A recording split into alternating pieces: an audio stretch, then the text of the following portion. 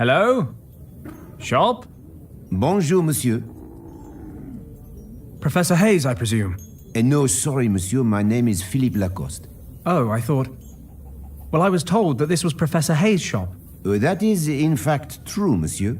Unfortunately, Monsieur Hayes has neglected to punctually pay his taxes to the local administration on numerous occasions, which is why he is now in prison while I inspect and catalogue his possessions for the French courts. If you're here to assert claims against Monsieur Hayes, I'll have to ask you to wait until I have a complete overview of his possessions. He does have something I need. Can you tell me where I might find him? In the gendarmerie not far from the Medina. If you exit the bazaar through the northern gate, you cannot miss it. Thank you. Au revoir, monsieur. It would have been too easy anyway.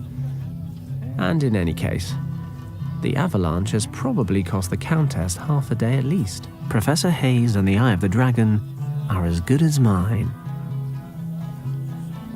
He's probably the owner of the jewelry shop. A skinny old man. He's sitting in front of a basket.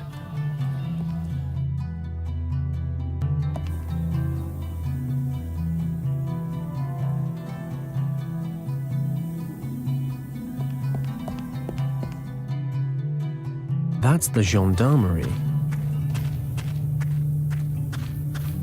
I beg your pardon? Bonjour. How can I help you? I'm looking for Professor Hayes. I was told I could find him here. That is correct. Professor Hayes is a guest in the cell behind me. Could I speak to him quickly? I am afraid that's impossible, sir. While investigations are ongoing, Professor Hayes is not allowed contact with anyone. That was a direct order. But it's really very urgent. I'm sorry, monsieur. The situation would be very different on payment of bail, of course. Bail? Naturellement. The judge has set bail, upon payment of which Monsieur Hayes can be released. How much is the bail? 200 francs. I see. That's 200 francs more than I have. I assume you have the funds. Don't worry. I'll raise the capital somehow. You may bring the money to us anytime. That handsome vehicle outside. Ah, the pride of the gendarmerie. 35 horsepower, 3 gears, and 0 to 60 in 45 seconds. You certainly seem to like it. That's everything for now. I wish you a pleasant day, monsieur. Professor Hayes is in this cell. I don't think that the gendarme would like that. That must be the official stamp of the gendarmerie. A particularly uninteresting desk. Psst. Hey, young man. What? Who? Over here, from the cell window. Hayes? Professor Hayes? Shh. We have to be quiet. What do you want from me? My name is Paddock. Fenton Paddock. Not so loud. Somebody in your shop told me I could find you here. The friendly Monsieur Lacoste, no doubt. In these somewhat embarrassing circumstances, I think we can save ourselves any formalities. So tell me, what brings you here? I need your help. Do you remember your Tibet expedition about 14 years ago? Are you joking? How could I forget? It all began with that expedition. Call it fate or maybe destiny, but I don't believe it was chance that brought me there. Then the name Yen Wang means something to you. Of course. But why on earth are you interested in this expedition? Yen Wang was an old friend of mine. He died a couple of days ago, and I used his maps from that time to try and find an expedition that's disappeared in Tibet. We reached the Kembalung Valley, but found a Nazi squad occupying the monastery there. Stop! Are you trying to tell me that you have found the actual Kembalung Valley? Well, I mean, technically the Nazis found it first. I just followed them. But they'd killed all the monks. And what about you? Did you enter the monastery itself? While I was searching for my friend, the leader of the expedition, I found a secret chamber. There were these symbols all over the walls. The same as the ones Yen Wang drew. He translated them using your notes. Yes. When we were preparing for the expedition, I found a previously unknown script in a library in Nepal. I don't suppose you deciphered the symbols in the chamber? Well, in a way. Yen Wang's niece actually did the translation bit. But you know, I got her there in the first place. It was all nonsense, though. Sleeping dragons and gates and fairies. But then there was something about a key. You can find it by viewing the Keeper's map through the Eye of the Dragon. I know it sounds crazy, but my friend disappeared in that chamber. I need to find him. Yen Wang wrote that you found the remains of a map and a gemstone during your expedition. Perhaps, my friend, we should all be more open to belief in such stories. After all, Schliemann's belief in Homer's stories led him to find Troy. This is probably the greatest news of my entire life. We need to get out of here. I have the Eye of the Dragon. If your translation is correct, then I now know what to do with it. I will finally find Shambhala. After all this time. Shambhala? The Nazi leader talked about Shambhala. What is a Shambhala? The Buddhists call it Shambhala, but it's much, much older than Buddhism or any other religion on this earth. The Nazis want to find it as well. How ironic. For years, no one believed me, refused to fund a second expedition. I lost my reputation and my job. But I knew I was in the right. And now, the Nazis of all people are drawing the same conclusions as I did. Even if only a fraction of what I found out about this place is true, it would be a major catastrophe if the Nazis were to find Shambhala. Do they know about me and the Eye of the Dragon? Already on their way. My, you do bring a sense of adventure with you, don't you? Get me out of here, and I'll tell you everything that I know. Not a second has passed over the last 14 years when I didn't think about finding Shambhala. Oh, my heart. All this excitement is too much for me. Are you ill? Not ill, but not young either. Could you do me a favor? There is a small case in my shop with an ornament on the lid. My heart drops are in there. Please get it from the cost. What about the dragon eye thing? Isn't that more important? Forgive me, young man. We only met 5 minutes ago. I'm not willing to part with the eye quite yet, but don't worry. Lacoste will never find it. Bring me the case as soon as possible. Then we'll worry about the eye. Don't forget the Nazis. I'll do my best, but I need to find 200 francs for your bail as well. Yes, of course. Here, take this ring. It's not worth much, but if you can sell it for a few francs, it might be a start. Thanks, Professor. See you soon.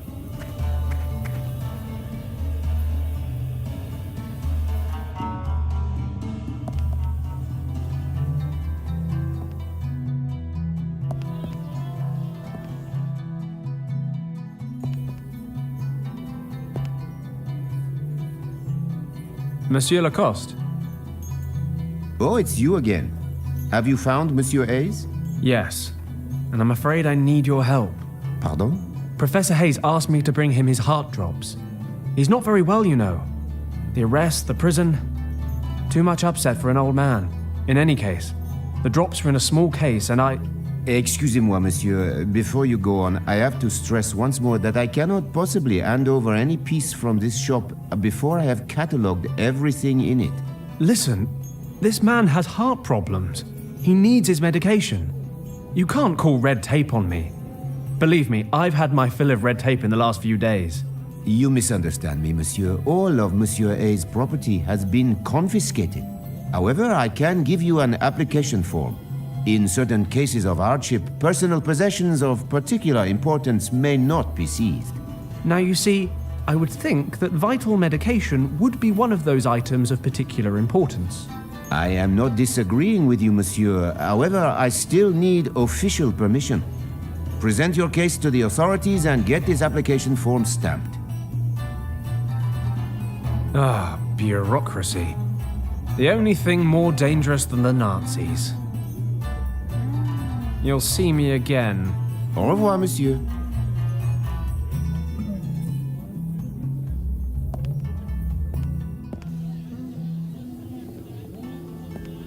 Stop!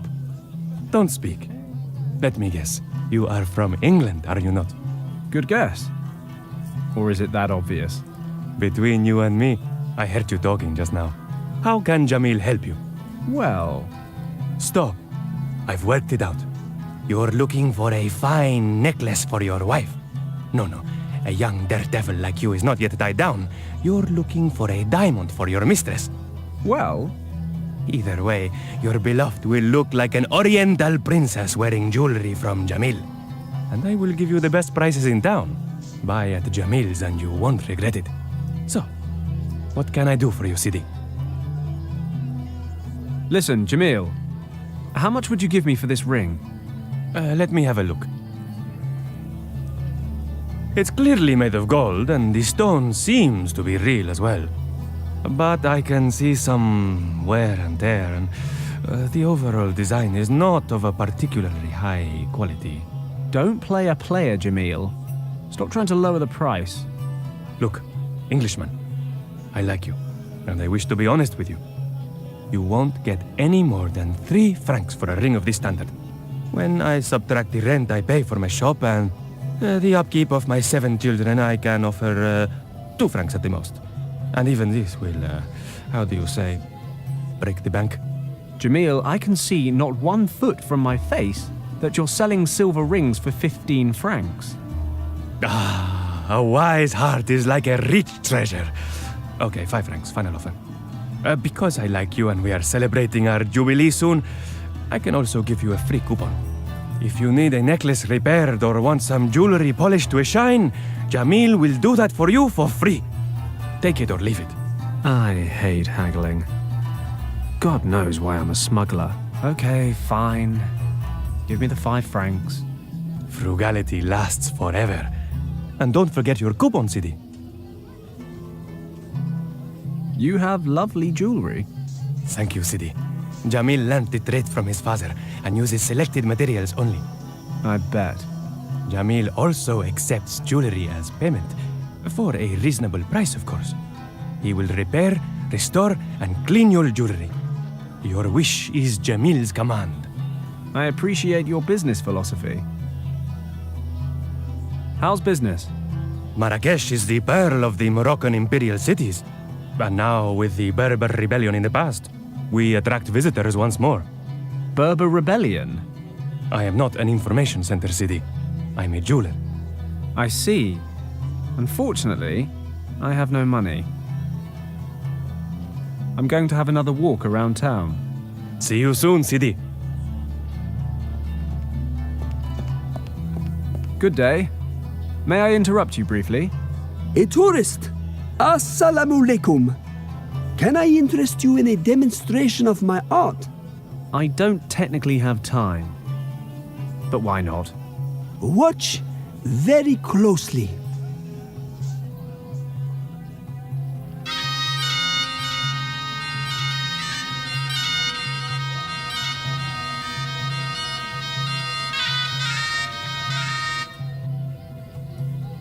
Nice job. I'm impressed.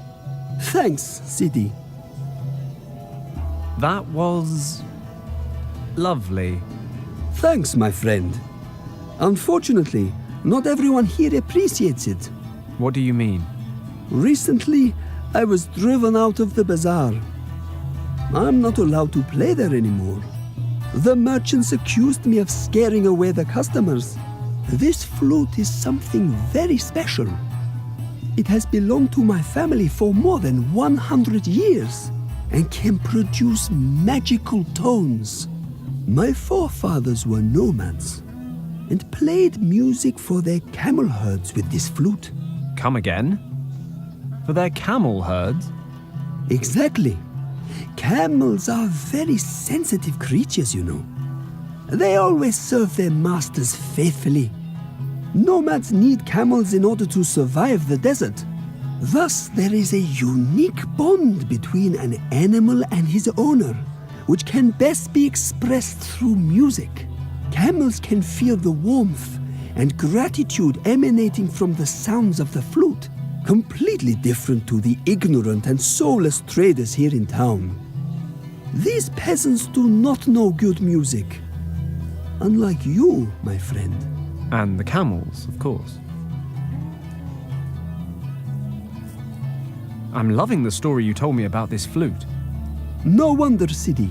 The flute is something very special. Is it really true that the sound of a flute has a special effect on camels? Allah is my witness. Can I convince you to give me a demonstration? No offense, Sidi, but in order to find a camel, we will need to leave the town, and my legs aren't what they used to be. If the whole thing really interests you, you can borrow the flute and try it out yourself. Ah, grand. Not so fast, Sidi. There's an old saying that goes, "Give and you shall receive." If I lend you my flute, I'll have to take a break. And when I have a break, I get thirsty. Understood. You'll lend me your flute if I get you something to drink. Yes. Okay. I always wanted to learn how to teach snakes these tricks. I mean, how long on average does it take to teach a cobra to move to the rhythm of the music? I shall be honest with you, stranger. Like most snakes, my cobra is completely deaf. It does not even hear the music. It just follows the movements of my hands. But the music creates the right atmosphere amongst the spectators. My thirst for knowledge is quenched. I'll be off then. Salam, stranger.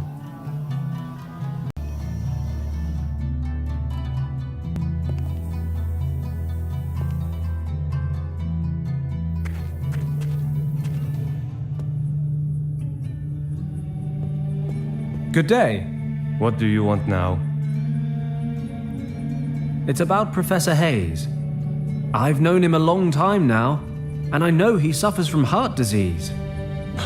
He seems perfectly healthy to me. Yes, he is, but only if he takes his medication regularly.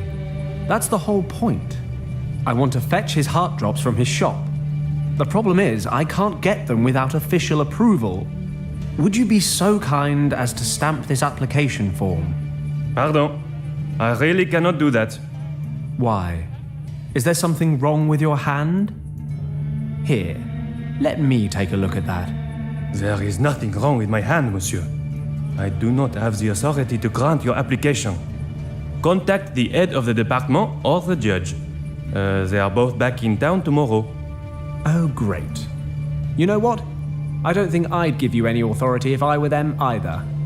And if you were them, monsieur, you would know better than to insult an officer of the gendarmerie. Now, excuse me, s'il vous plaît.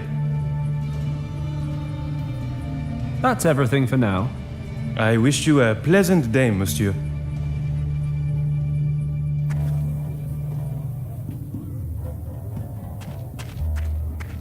The well's all dried up.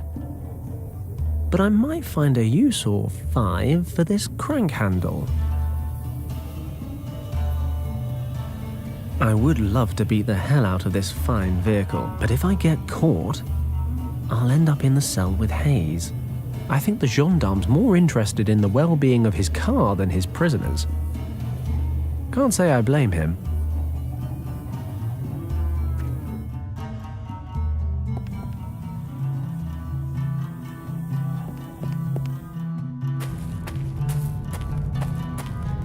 Ah, end of the line. The sign says, "Danger. Do not cross the Salt Lake on your own."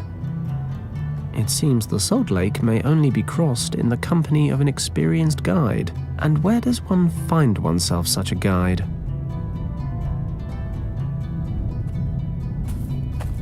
I'll take some hay with me, just in case.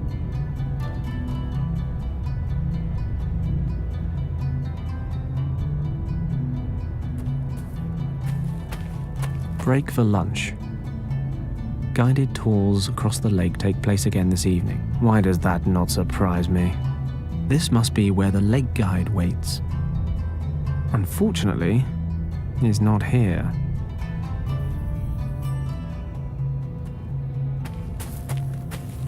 I can't break it off with my hand. I should be able to break off some crystals. Got it. I've levered off a piece of crystal.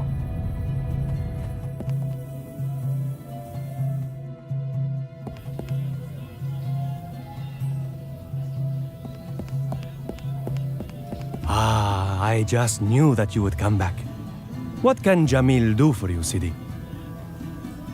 Would you be interested in a crystal? Let me have a look, Sidi. This is no crystal. Well, not good crystal. This quartz is all over the Atlas Mountains. It badly needs to be polished up. That's a shame. To tell the truth, I was hoping to sell it. If you want me to, I could at least clean it up. Do you still have the coupon I gave you? Yes, here it is. Then this service is free of charge. Wait there. I'll do it now.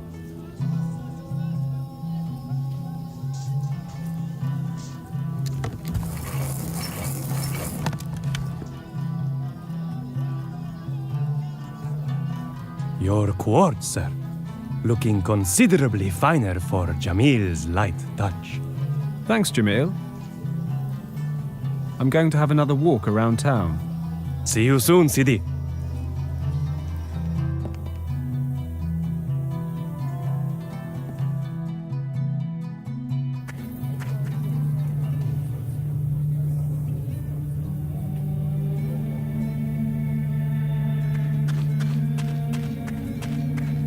Ah, the quartz fits perfectly. The sun's being refracted? Anyway, it's forming a beam straight through the crystal.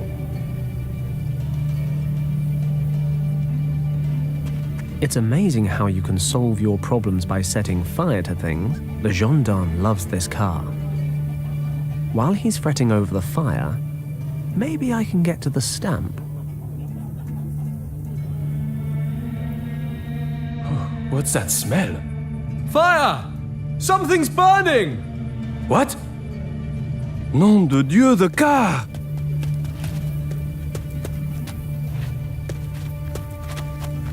Oh, sacre bleu! Oh, children in this country can never be trusted. I've got to put this out! Professor Hayes, Yes? What's going on? I've set up a distraction, but I can't move from here or I'll be spotted. I see.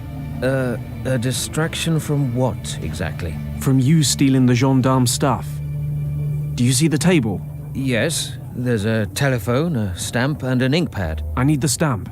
Can you reach it? No, I'm afraid not. Okay, I'll think of something. Professor, try to pull the stamp towards you with this. Okay. It worked! Here's the stamp. I'll give you the rod back in a minute. Good work.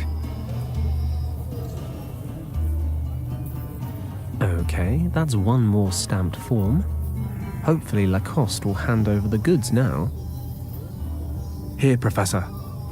Do you think you can get the stamp back on the table somehow? I'll have to throw it, but it should be okay. Good luck.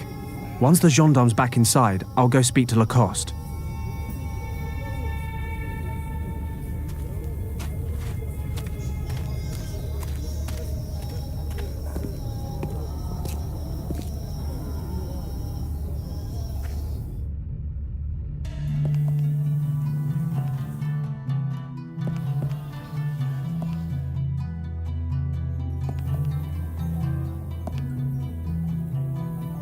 Monsieur Lacoste, Oui? here's your form. Oh, all right. Let me have a look at it. Good. The stamp of the gendarmerie. This appears to be in order, monsieur. Please, take what you require. I thank you with all my heart.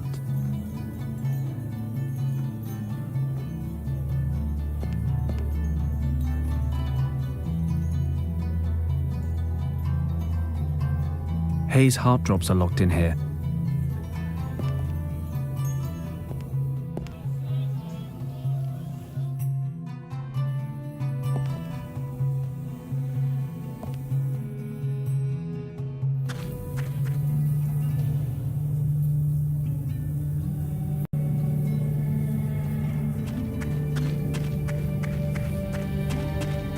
I have your drops, Prof. God be with you. I'll just take my drops.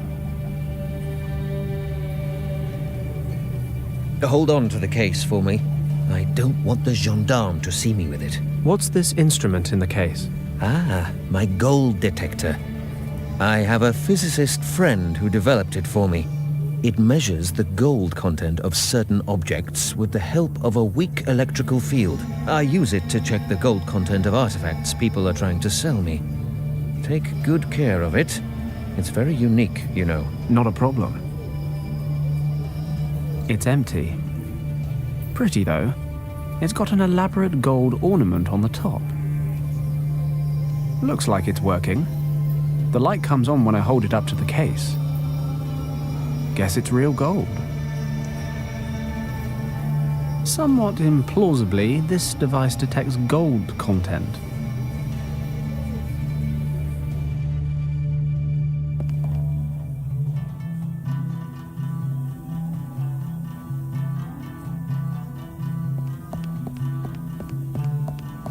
Greetings, stranger! I have the freshest and juiciest fruits from far and wide. Thanks, I can see that. Can you recommend something special? I just got these juicy figs a short time ago, and the dates are also very fresh. Oh, no thanks. They're not really my thing. How much do these oranges cost, for example? 10 francs per pound. Well, that's a bit much.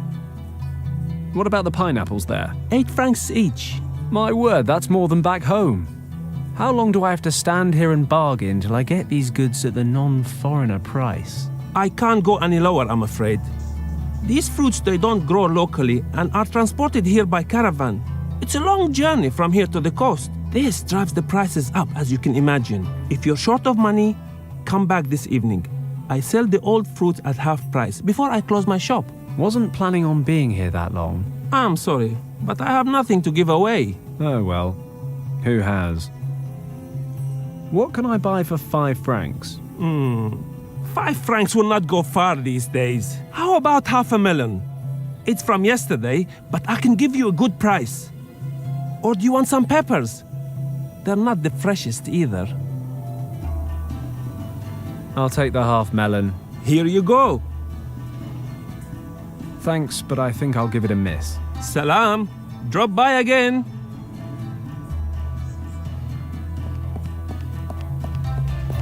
Visit the Great Berber Festival and enjoy dancing, music, and traditional delicacies. Just north of the town and easy to get to. Typical Moroccan clothing.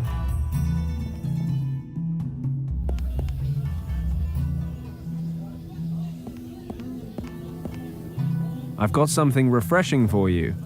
Thank you for your help, Sidi. But normally, I don't eat anything before nightfall. I only drink water. I see. Yes.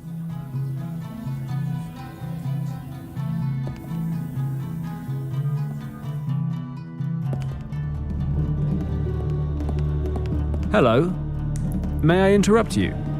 Welcome to my dye factory. What brings you here? What exactly do you dye here? Oh, simply everything. Cloth and clothing, fabrics, wool, skins, leather. How do you produce these dyes? They are all natural colors. We extract them from plants, fruits, and minerals, amongst other things. The red color here is made from iron-rich clay, and the green is made from lichen. For some colors, we use ingredients of animal origin. Very good colors come from a certain species of aphids and snails. The purple color there comes from fluid secreted by a particular snail. Wool takes this color very well. Nice. So you can cuddle up in your lovely woolen jumper made from snail secretion. Perhaps your standards in the West are somewhat more backward. I've something else to see to. Salam. Salam.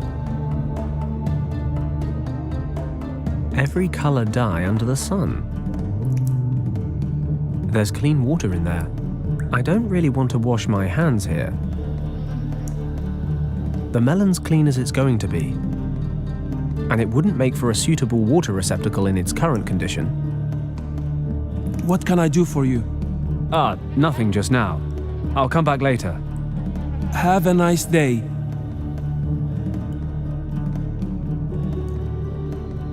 Take that, melon. I won't be choking on any more seeds. I've hollowed out the pulp.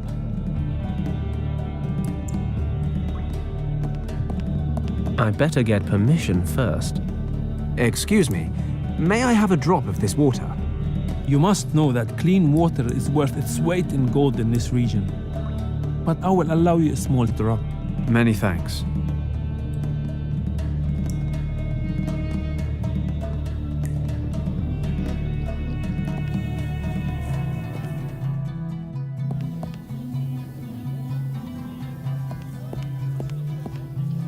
I've got you some water in a beautiful and rustic melon-style container. Thank you, Sidi. Please, take my flute and enjoy yourself. But do not get spittle on the mouthpiece. Thanks. I'm very excited. And don't forget to bring it back. I promise.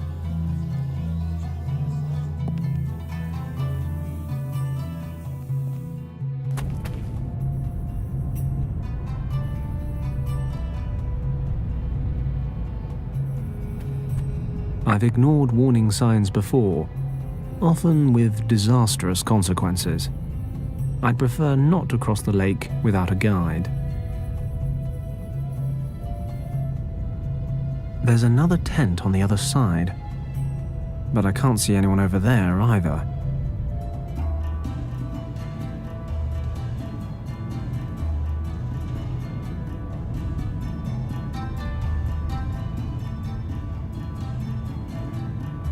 I've ignored warning.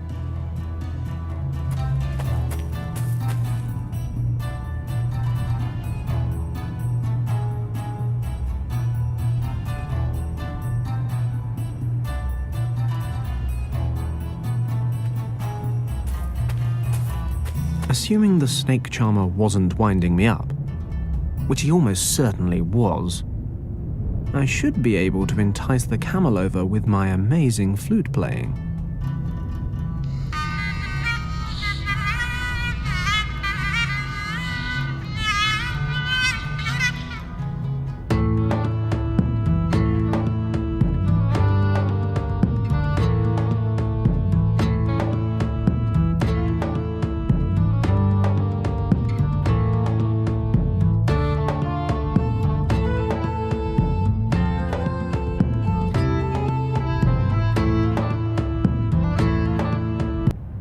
There it is, stuffing its face. Gee up! Forward! Come on, move! He's rooted to the spot, stubborn animal. I miss Kim.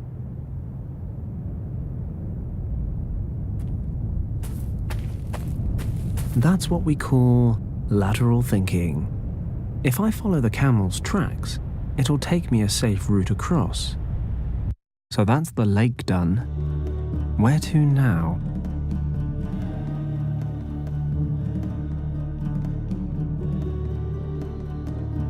I've heard bad things about roaming listless through the desert.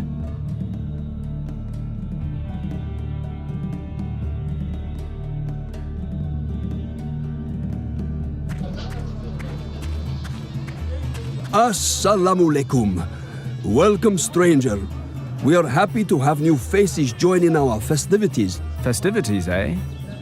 Then I'm the right stranger. What's going on? We celebrate our forefathers banishing the demons from the mountains you see in the distance. Every year we hold a festival in their honor. And today everything is really, demon-free. Have no fear, stranger. Our ancestors were very thorough. Nobody here need worry about demons anymore. Great. So what do you guys do for fun? Wrestling matches are the most popular events. You are a big Western man. Maybe you could challenge our champion Aziz. It is years since he has been defeated, and anyone who ends his run can claim prize money of 100 francs. Did you say prize? And money? And 100 francs? Yes, stranger, but be warned. Aziz will most likely tear you limb from limb. In actual fact, I strongly advise you against challenging him. Perhaps you lack the physical requirements to face Aziz. Hey, I'm bigger than I look. I'm not entirely sure that makes sense, but you don't need to make sense when you're as big as me. Besides, I've done stupider things than this before. It's your life, stranger. I'll take a closer look, at any rate. Thanks for the tip. Hold on, stranger. You must keep in mind, the Berbers have very old and strict traditions. Appropriate clothing is required in order to attend the festivities. What's wrong with my clothes? I like my clothes. I expected a Westerner to be better dressed. Look at my clothing. This is called a jalaba, and you must wear a blue one in order to enter the festival. Ah, but brown would better match my eyes. Just kidding. Of course I respect your traditions, but I don't have a jalaba, and I'm having some cash flow issues. Are you sure you can't make an exception? Yes, but do not worry yourself. Take this garment ticket and go to the bazaar in town. You can hire a jalaba there. Fantastic. Thanks a lot. Sorry, I just usually expect these things to be more convoluted. Get yourself a blue jalaba and come straight back. I don't want to miss a fight between you and Aziz. See you later. Salam.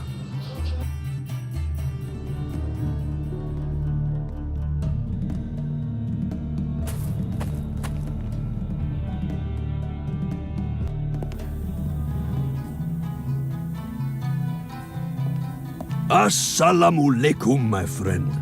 Come and have a look at my local produce. You won't find anything better this side of the Atlas Mountains. What do you have to offer? I can give you perfectly tailored jalabas. I have almost every size and color in stock. Jelly... You have what now? They are the Berbers' traditional costumes that you see here before you, my friend. The jalabas are worn throughout North Africa. Good to know. What does a jalaba like this cost? We can discuss prices later, my friend. First, take a good look at the stock. Have a good feel of the structure of the fabric. Try something on if you want. Only then will you realize the exceptional quality of my stock. I'm more of a quantity, not quality guy. How much? Before I give you a price, you must realize I only manufacture using the finest materials. You won't find better textiles anywhere this side of the Atlas Mountains. Yes, you said that before. I see that shopping for the Western man is not the art it should be. But I like that about you. You are a worthy opponent. A man with character and a strong mind. I'm glad someone sees that. I just wish it weren't you. No offense. None taken, my friend. Perhaps the lady too will see these things when you wear such fine clothing. I shall offer you a special price, my friend. I like you. I think you really want to wear it. And I think that it is made for you. But you must promise me not to tell anyone about the price. Scout's honor. Good. Then listen carefully, for I can only make this offer once. I will give you this jalaba for just 300 francs. No joke! Do we have a deal? How can I put this politely? Not in a month of Sundays. Sorry, I'm just somewhat financially challenged right now. I've got a garment ticket here. By Allah, this agreement with the Berbers will be the death of me. Okay. What do you want to hire? Do you have a blue jalaba? What? While the Berber festival is on? Blue jalabas have been sold out for weeks. All we have left is what you see here in front of you. Damn it. I'll take the white jalaba. Ah, a classic. You could not make a better choice. That's all for now. Perhaps I'll come around again later. Salam.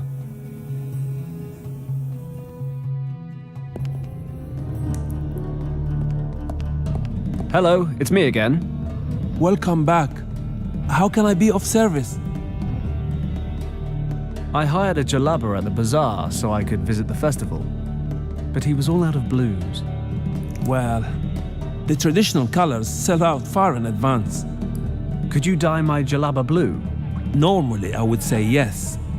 If I can't do it, who can? But unfortunately, I have other customers who want exactly the same thing done. I ran out of blue yesterday, but I'm waiting for some supplies. What sort of supplies? I need indigo. Lots of it. Maybe I can get you some. Where do you find it? The next major marketplace is in Algiers, but it would take you several weeks to get there. But the caravan containing the delivery is already by the town gates. There's a small oasis not far out into the desert. The nomads always set up camp there and give the animals something to drink. They should bring the indigo plants to town this evening.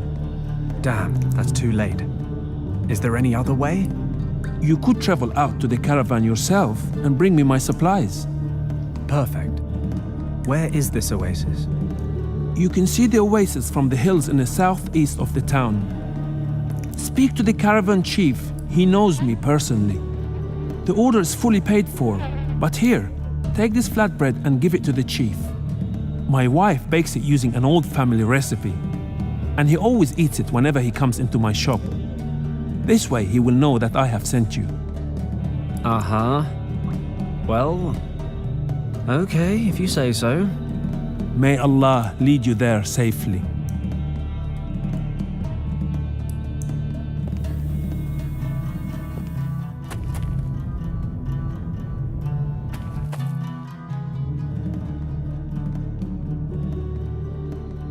Phew, that's some heat. Ah, perfect. The caravan's still here. I don't need more cuts and bruises from carrying around a bunch of thorny plants for no reason. Excuse me, do you have a moment? For a Westerner, always. Come closer. Are you part of the merchant caravans from Algeria? I certainly am. Can you take me to your chief? He stands before you. How can I help you? My word, a bit of luck for a change. So it's like this. The dyer in town told me you have a shipment of indigo plants for him. Yes, that's right. He sent me to pick them up. A likely story, friend. And how should I know you tell the truth? This is going to sound a bit funny, but this bread should be all the proof you need. Ah, from the dyer's wife. This is proof indeed. Please, take the plants.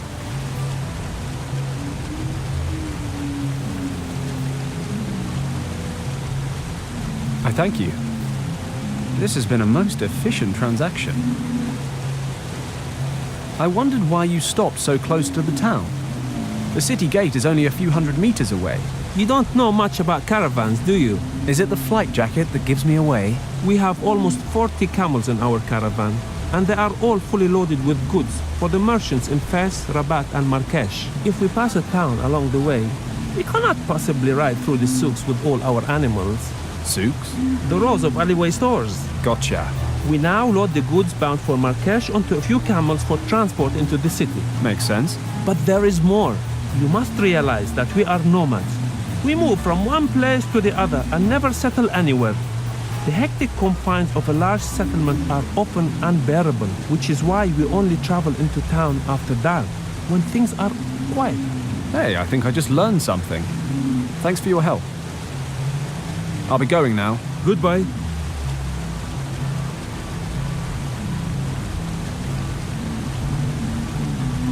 In a dry country, a drink of fresh water would be quite pleasant. On the other hand, there are around 20 camels drinking from it already, and who knows what else they're doing in it. This oasis would be a lot more appetizing if it was one of those ones with beautiful maidens bathing under a waterfall and a gin bar by the side. And fewer camels.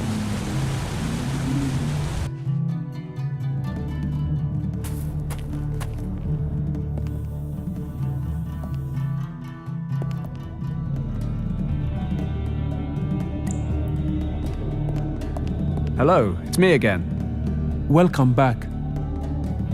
I've brought the indigo flowers. Excellent. Now I can produce more blue dye. Can you dye my jalaba now? Of course. Give it to me. Here. Pure white. Yes, I can dye this jalaba blue. It should dry quickly in this heat. You can wait here if you want. It will be ready in half an hour. Thanks. Do I, owe you money for this? Because if so, we might have a problem. One good turn deserves another. Thanks to you, I have blue dye again and can perform my duties. We are even now.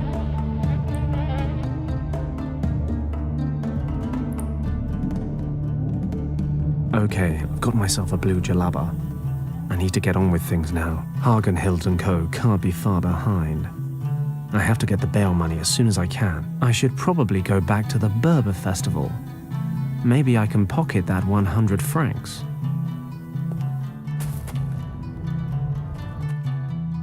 I'd better get this jalaba on before I get there. Ah, for an Englishman wearing traditional Berber robes, you look magnificent, my friend. It took a little longer than expected, but we're good to go now, right? Yes, yes, of course. Please, enjoy the festival. Cheers. I am looking for a challenger for Aziz the Invincible. Who has the courage to challenge Aziz? 100 francs for anyone who can bring Aziz to his knees.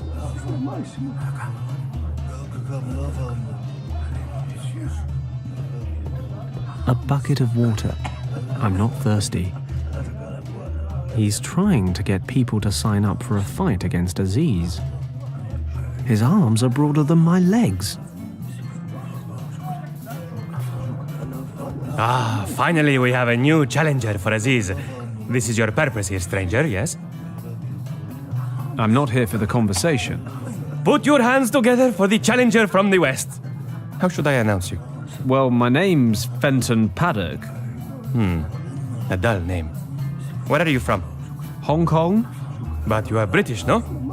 Leave it to me. I am an expert in such things. Introducing the challenger from 10,000 miles away, here to fight against the champion of the Karamouche, Aziz the Invincible. Please, welcome to the ring, the foreigner, the 300-pound titan, the one and only Padlock! If Padlock can defeat the undefeatable Aziz, he will claim for himself a prize worthy of a champion. 100 francs. The rules of the game are very simple. The one who lies motionless on the ground for more than 10 seconds, or who is ejected from the arena first, loses. Let the battle begin! Oh God, what have I let myself in for?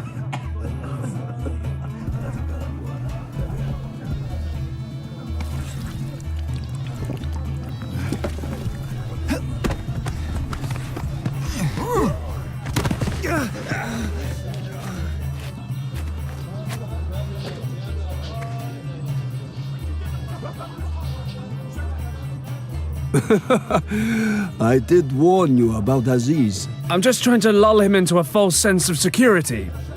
Next time, it's the real deal. Jesus, I'll be lucky if I walk away from the next time. I'm not much of a carpet boy. I like the rustic parquet flooring in my office.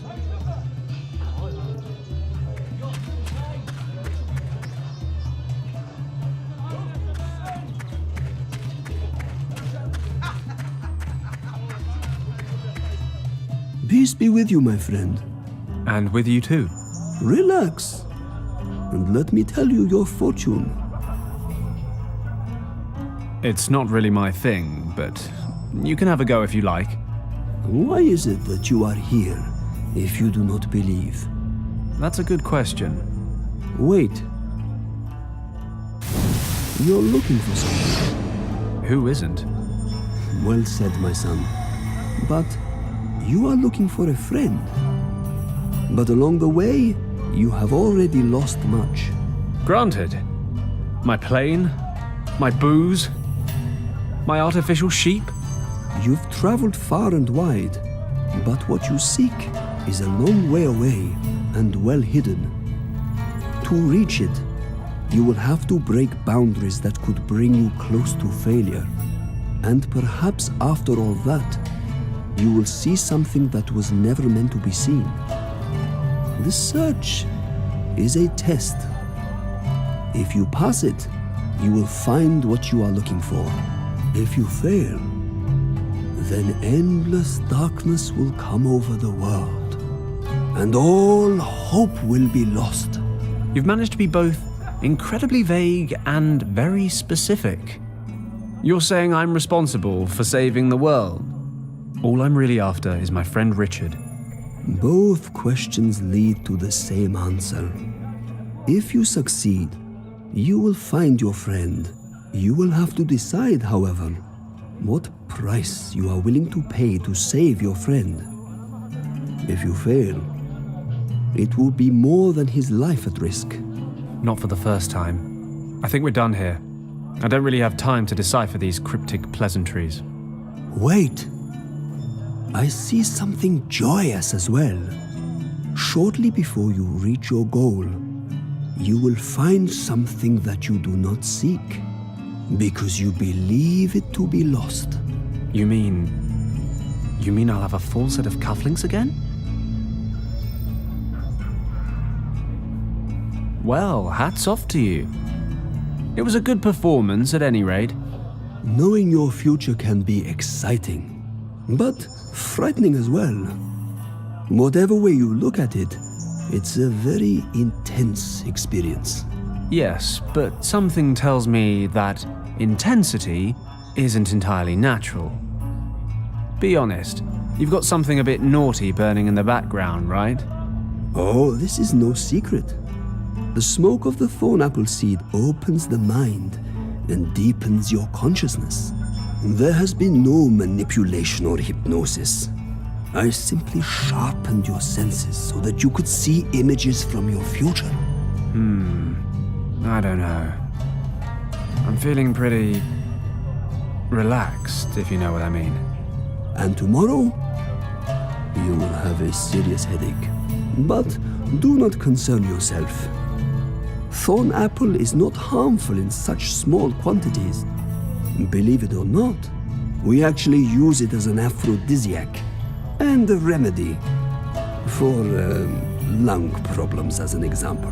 Having said that, you need to know that it is poisonous and must be used in moderation. Can you sell me some of your thorn apple seeds? You seem to like those, don't you? I have some problems with my lungs or something. I think thorn apple seeds are the only cure. It sounds most likely. Unfortunately, I cannot give you any from my stock, as I am already running low. But you can find thorn apples growing almost anywhere where there's enough moisture. It looks like a thorny weed with white flowers. You're sure to find some in the area. Thanks. Goodbye.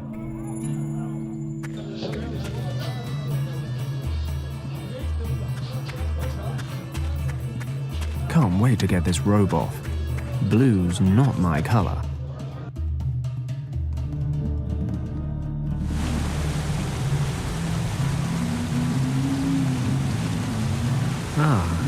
These must be the seeds the shaman talked about. I'll grab a plant. They're a little thorny, but needs must.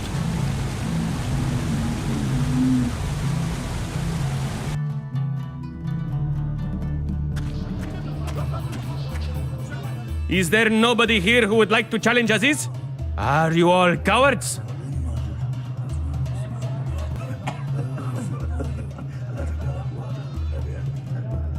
Bad, Fenton. Shouldn't be cheating, but it's all for the greater good. I just need to slip the seeds in when no one's looking. I am looking for a challenger for Aziz the Invincible. Who has the courage to challenge Aziz? 100 francs for anyone who can bring Aziz to his knees. Job done. You? You want to try again? Really? Hear ye, the British Bulldog, The mighty Pedlock has returned to challenge Aziz once more. This is why you have returned, correct? Sure, I'll give it a try. Excellent. Let the battle begin.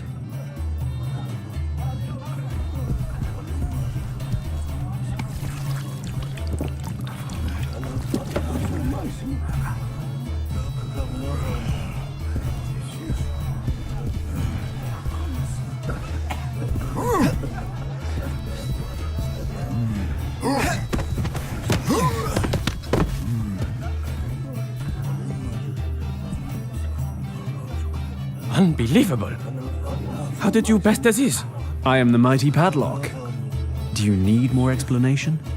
I am certainly impressed. We will need to retire Aziz very soon, I think. Please, take your 100 francs. Thanks very much.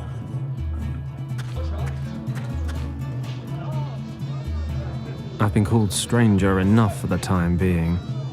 Can't wait to get this robe off. Blue's not my color.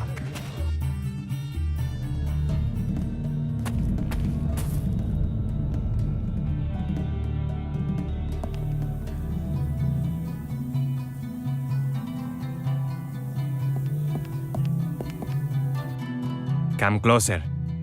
Wanna play a game? Just 25 francs to play.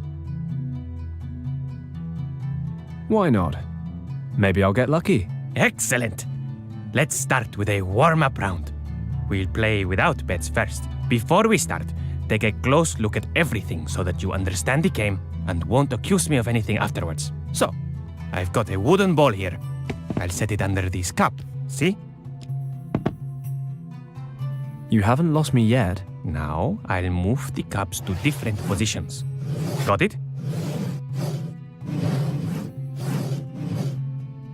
I think so. Where's the ball now? Choose a cup. Middle cup. Got to be. Exactly. You see? It's simple, isn't it? Now, let's get down to business. If you choose the correct cup, you will win double the amount of your bet. But if you get it wrong, your money belongs to me. Got it. Let's start. Is it just me, or did you go a little faster that time? Well, of course it's going to get harder once you placed your bet. So, where's the ball? The ball has to be under the middle cup. Or not. Tough luck.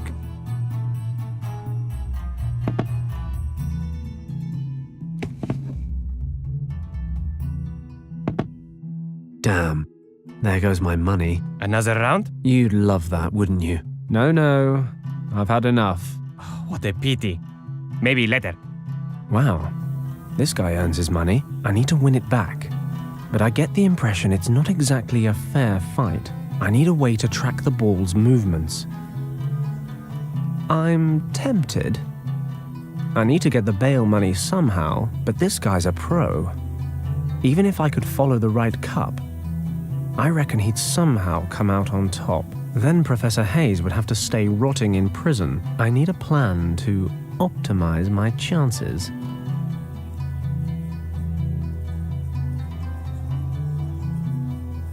A thimble rigger. You have to follow the cups and guess which one holds the ball. Why should I break this thing? Let me rephrase that. Why shouldn't I break this thing?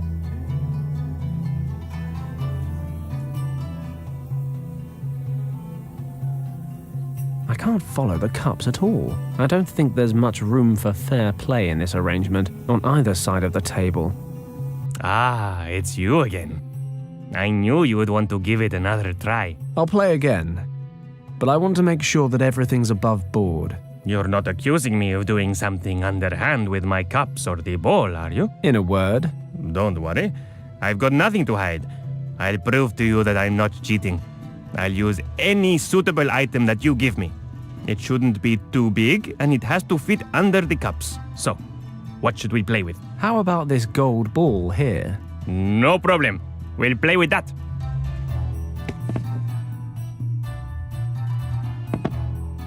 But that will double the opening bet. Each of us will put in 50 francs. Okay. Then let's get started. So, which cup is hiding your golden ball? If you guess right, you win 100 francs.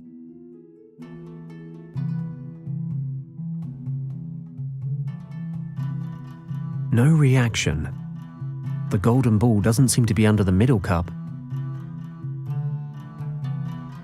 The detector isn't showing anything. Guess the ball's not under there. God bless modern science. The gold detector lit up, so the gold ball must be under the right cup. If the detector's working, the gold ball must be under this cup. All right then, the ball is definitely under the right cup.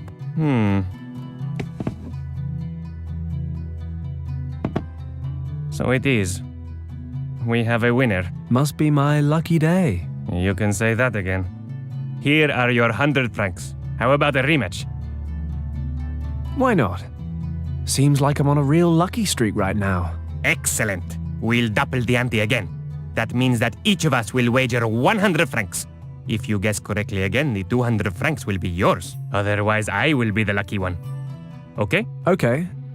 It's a lot of money, but I feel unbeatable today. All right then. I'll set the ball in the middle again. Fine by me.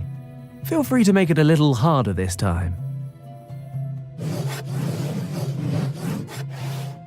Now, where is the golden ball? Got it. The light on the detector lit up. Left cup. I'm 100% sure. Are you really sure? I mean, we're talking about a lot of money here. You can't make me change my mind. Left cup, I said. Whatever you say.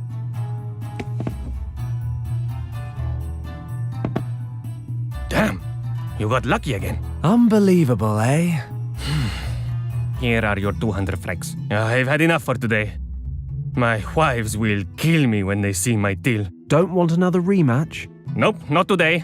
Your lucky streak will ruin me. Well, no hard feelings. I'll get out of here. Yes. I suppose I don't need to wish you good luck. I finally got the bail money.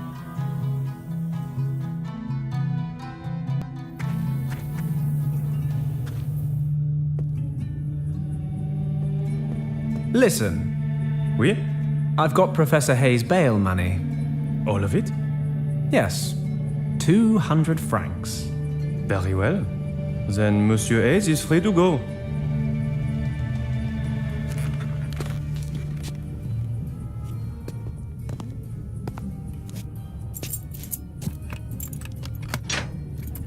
Come on, Hayes. You've made bail. Au revoir.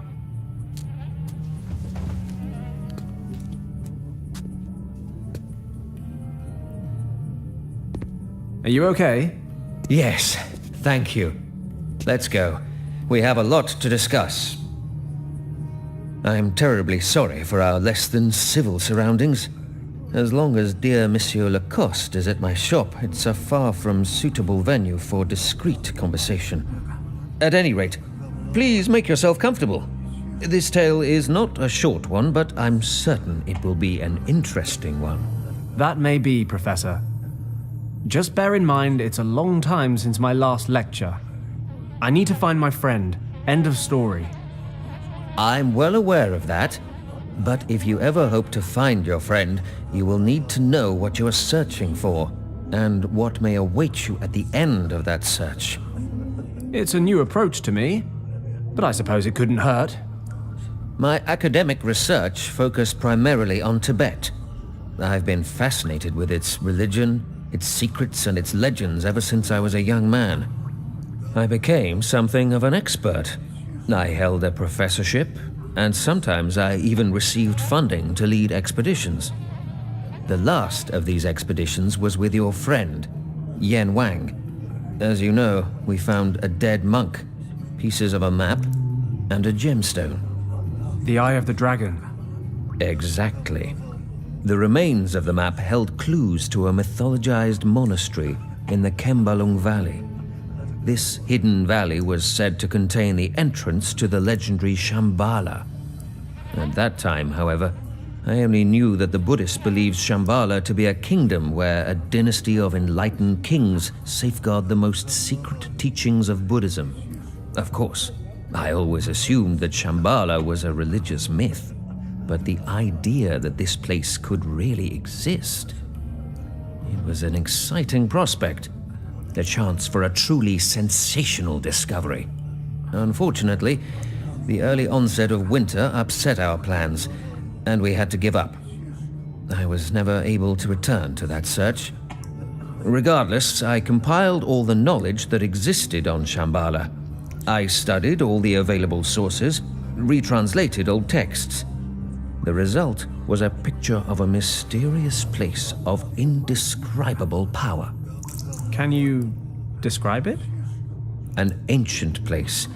And it's not just important to Buddhism. Other religions and cultures also have ties to this location. There, my friend, is where all questions and answers have their origin. So that I may perceive whatever holds the world together in its inmost folds. I'm not a big one for riddles, Professor. Could you be a little more concrete? I don't need enlightening, I just need my friend's whereabouts. You may yet find both. When do we get around to how? How? By finding Shambhala, of course. I'm not supposed to understand any of this, am I? You want me to be concrete? Here's a very concrete story. It is the result of many years of research. About 10,000 years ago, a tribe of hunters and herdsmen discovered a colossal system of caves in the Himalayas. While they were there, their intellectual capacities suddenly grew exponentially. The technical advancements that resulted from this growth allowed them to settle in the caves. The people knew that this must be a very special place. At its center, they could feel a strong energy that seemed to be responsible for their rapid development. For these people, this energy proved to be a gift from the gods. They used this gift to build gigantic underground temple complexes. Within a few generations, a prosperous culture was flourishing. Science, art, and architecture were at a level far beyond what we know today.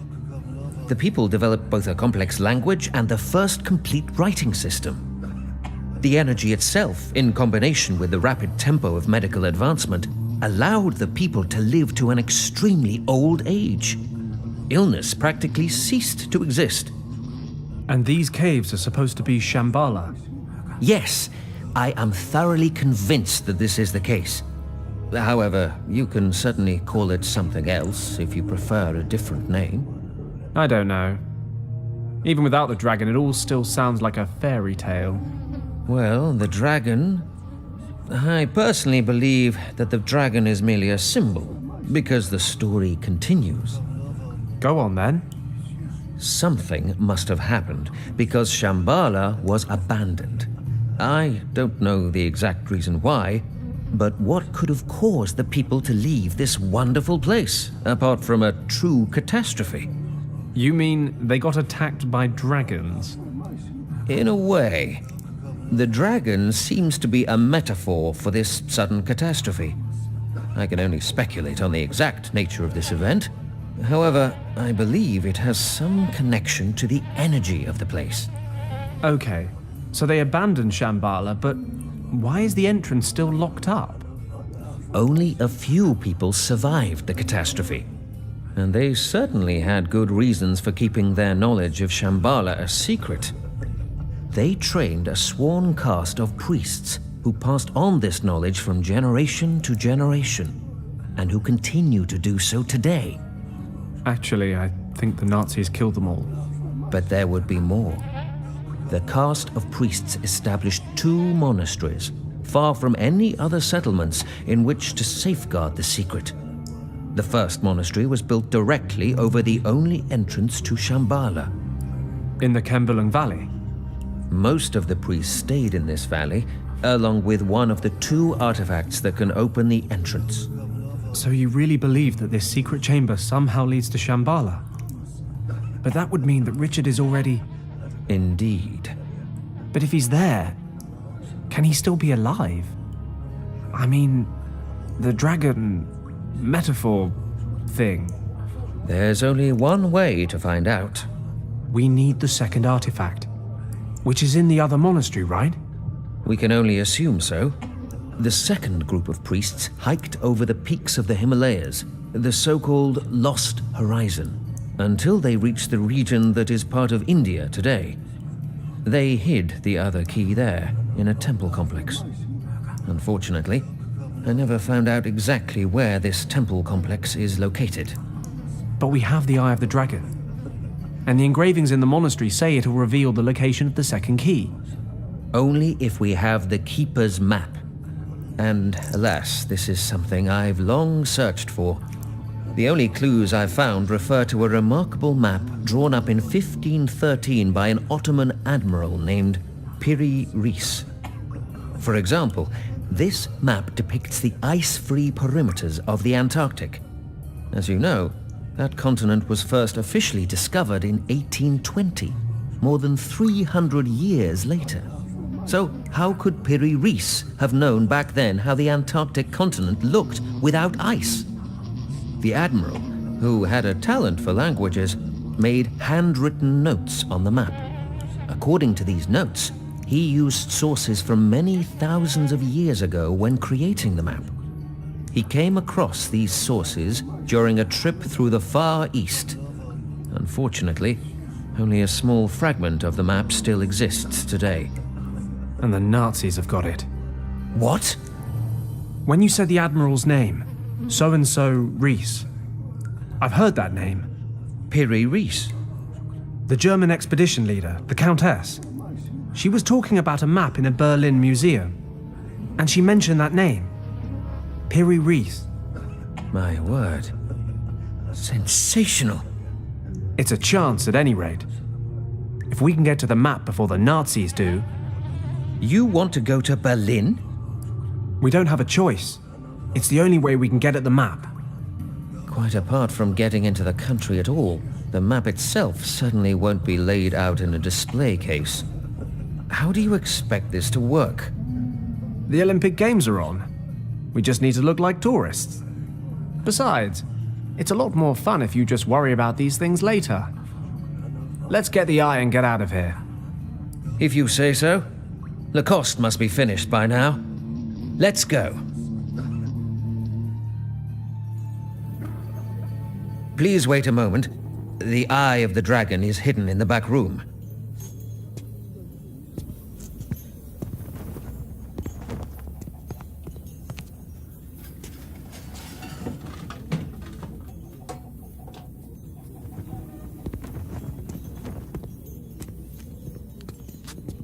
Here it is.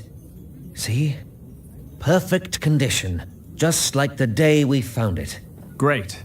No time to lose. Let's get the next train to Casablanca, then get on a ship to Spain or Portugal. The further from the Nazis, the better. It sounds as if you're no stranger to running from problems, young man. You remind me of myself a few dozen years ago. Professor, get down!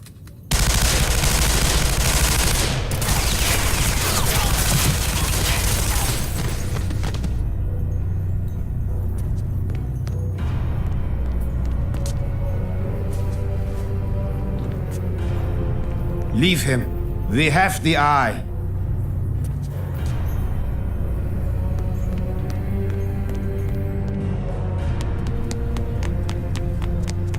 Professor. They've taken it. Don't get up. I'll get help. Don't be a fool. You must follow them before they escape. You need a doctor. No. Listen carefully. If you are found on the crime scene, you will be arrested. You cannot help me anymore, my boy. But help yourself and the others recover the Eye of the Dragon. Now it's up to you. You alone to prevent the Nazis reaching Shambhala.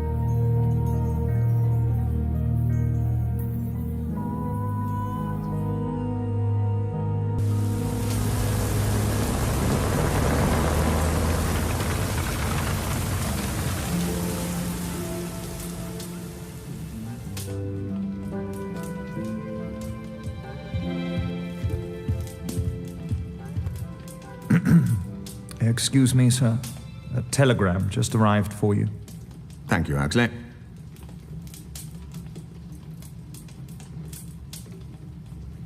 Anything else? No, sir. I just wondered. I don't need anything else at the moment. You may go.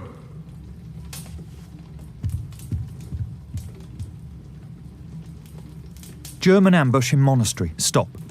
Richard still there. Stop. Paddock to the rescue. Stop. Now in India. Stop. Send reinforcements. Stop. Waiting at Camp Hadley in Rangpur, North India. Stop. Signed Lieutenant Thomas Finch. Stop.